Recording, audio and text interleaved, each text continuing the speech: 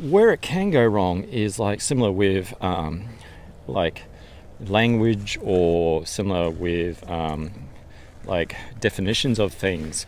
What could be the root definition of something can actually change and warp over time.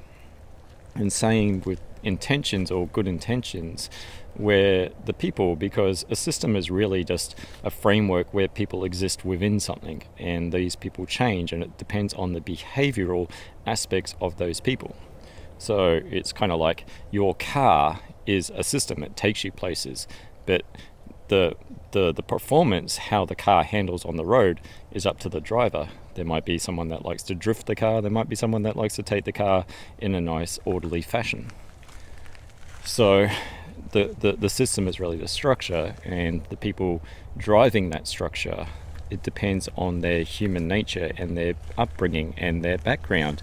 And you might also have good intentions, a good intention system, where over time the initial people that employed their handover, it comes like a chain of events where there might be someone that actually didn't have so much good intentions or didn't have a good background, and it starts to change, starts to be malleable into something where within a good system there might be just poor people with poor backgrounds, and I don't mean poor as in financial, just poor emotional development, or just didn't get the nurturing that they needed.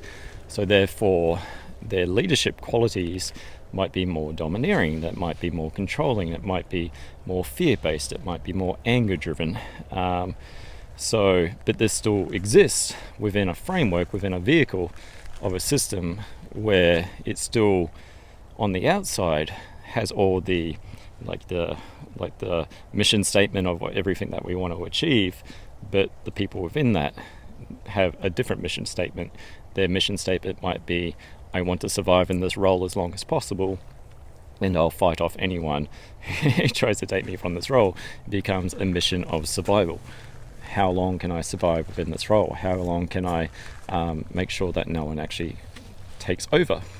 And how long can I manage people in a way that is probably not of good intentions?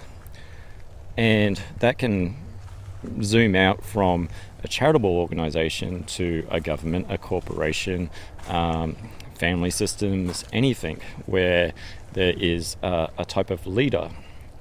So the leader's qualities are based upon how they actually developed in their childhood.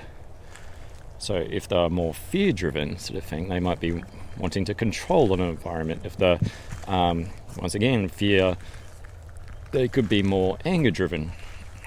They could be more suspicious. They could be having a whole network of employees spying upon each other sort of thing in order to keep that person in control. And once again, something that started off as a good intention can move towards an ill intention, and you can have a whole framework, a whole charter of statements or whatever, like a Bill of Rights or whatever sort of thing, but it still depends on the people existing within that system, which can change over time. And it's also how long the person wants to stay in the role. And I talked about, I think in the last one, where sort of a good governance is where everyone can govern themselves. And that doesn't mean that there's no government at all, or no sort of structure. It just means that if people are able to manage their own emotions, manage their own affairs, as far as be civil with one another, be courteous of one another, be compassionate of one another, because their internal self, because I sort of said that peace on earth is actually achievable. It's just you got to go inwards to balance yourself out. And if there's an internal balance, it's kind of like with breathing. Like you can control your breath every now and again, but it happens of itself. And where you're not fearful of people trying to take you over or control you or upheaval your survival, then if all your emotions are in balance, then you don't have to live in fear.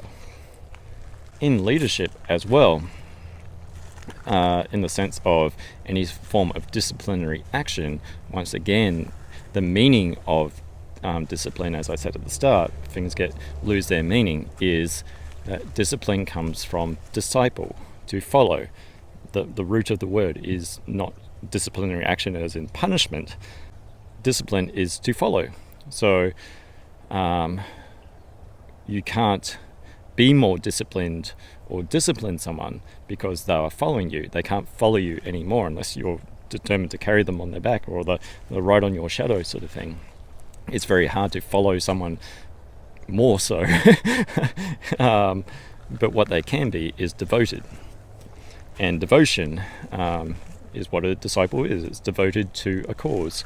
You're devoted towards your studies, you're devoted towards your employees, you're devoted towards keeping your company alive, you're devoted to all these things. It takes devotion, conviction to actually get things done. The discipline is merely what you are choosing to follow in.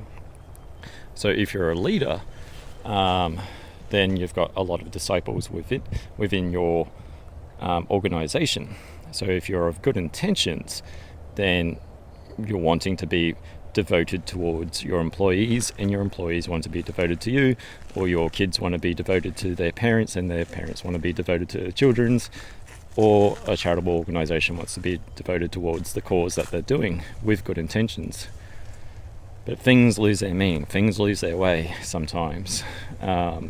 So in a system sense, it's very easy for things to go astray. It's not naivety. I think it's kind of like in Australia, for example, we've had a change of government, and it's kind of like it feels somewhat like the government is kind of like the parents, and the civilians who actually put them in the role are the children. And what I mean by that is that we employ a new government, and the government's like, we somehow think, well, the government will take all care of it, sort of thing. It's like we'll put all of our dependents within this role of a parent, sort of thing. It's like they'll take care of all of our ouchies, sort of thing. But where I'm going with that is just knowing that within a system exists a group of people. And I'm not saying that whatever government is in charge at this moment, or future governments, have like ill intentions. But it's also whatever government, you could set up the most ideal utopian government, but it still consists of the people. And if the people are out of balance emotionally, are sort of not practicing what they're preaching in a way, in a devotee sense or a disciplined sense, then things go astray. Things are not what they seem sometimes. So with a revolution, with something that is revolting, that we are disgusted from, there is also a comfort level in that sort of thing, where sometimes it's not so much that we rebuild sometimes in a different way with the building blocks that we already had. It's just that sometimes we find what is comfortable and slowly return to that, which is once again returns to fear. We don't want to step out of our discomfort zone into something that is unknown. So sometimes how we end up in a recycling or a revolution is that we return to what is comfortable. And if someone else can do the problem for us, then that's okay, but it's also the capabilities of that person. And similar to like with medication, well, I'll just take the pill and I don't actually have to do anything to actually get better. It does actually take our own involvement, our own governance, our self-governance, to actually heal our own selves. And in healing our own selves, we're more balanced in a society sense. We're less irrational. We're not thinking out of fear or anger or jealousy or spite or all these sort of negative emotions. We're thinking from a compassionate community type sense. So yeah, Andy, I'm from eFlotion. This has been my INFJ chat, and I'll catch you in the next one. And yeah, stay awesome.